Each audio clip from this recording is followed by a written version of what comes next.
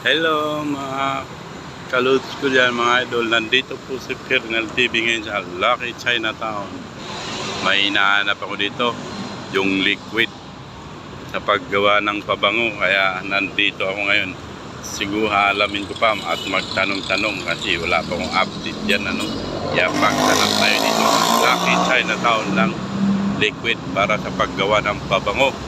Nakabili na po ako ng materialis mixer. Mahal din, 150 yung stick, 150 din yung parang pitsil niya. Kaya yung update, nandito naman tayo sa Lucky Chinatown para maghanap ng liquid para sa pabango. Gagawa ko ng pabango yan. Ang pangalan ng pabango, Kernel TV Pabango. Ganda. Akyat siguro tayo dito. Hanapin natin dito sa Lucky Chinatown.